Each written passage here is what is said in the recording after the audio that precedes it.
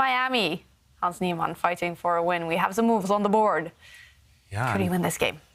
Hans still has a chance, but these are the moves we predicted, and to be honest, I would be relieved as Magnus to just survive these last few moves. The White Knight now has to step back. Unless there's some kind of flashy sacrifice that I don't really see.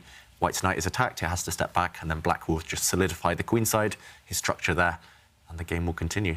At least it's a Magnus type of position if he can unravel the next few moves. It just goes to show chess can be sometimes very painful in the sense that your opponent can make some mistakes and the position is still OK for them. Meanwhile, at other times, you make these terrible mistakes and that's it. You've lost. There's no going back from that. And it's like the luck of the draw almost. Yeah. You can play 50 good moves. Wow. Oh, wow. Flashy move. Sacrificing a piece. Hans Niemann. He's going for it, but this is bold.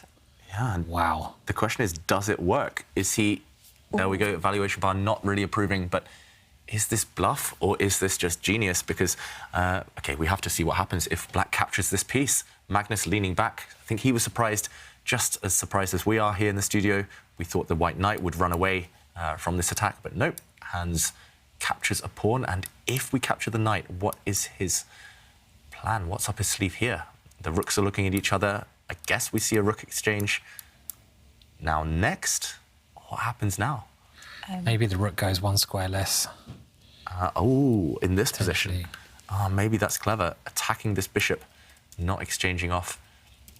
And where does this bishop run to? Because if we capture the rook now, then this knight is attacked, and when the knight moves, this knight would fall. Yeah, really interesting. That's a clever spot, Simon. I didn't have that one on my radar, this rook move.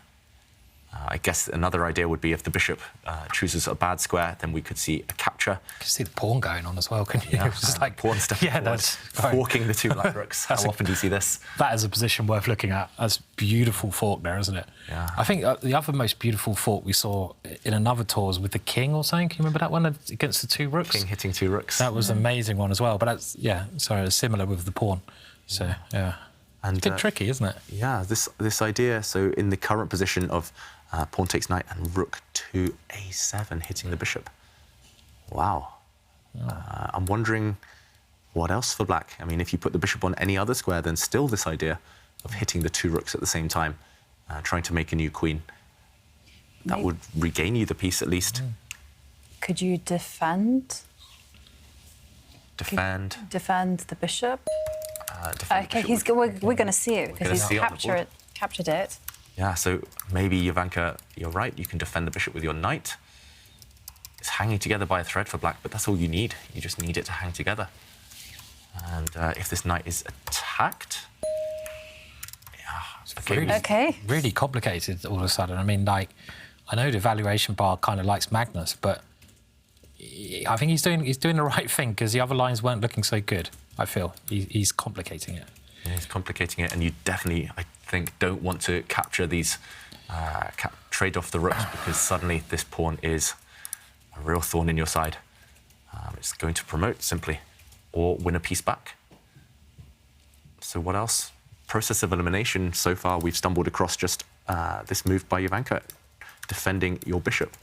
But it still have to have an answer after White attacks the knight. Yeah, I guess now maybe you can just capture this pawn. Now the rook is attacked under fire. We would see a trade, and White regains the piece, but Black should be happy here. I think we'll just see level material, and Magnus won't be too afraid. Maybe you can capture this knight, or maybe you can just bring your own knight out as Black and level chances. So maybe Black is hanging in there, just has to be accurate in the current position. Let's go back to the players.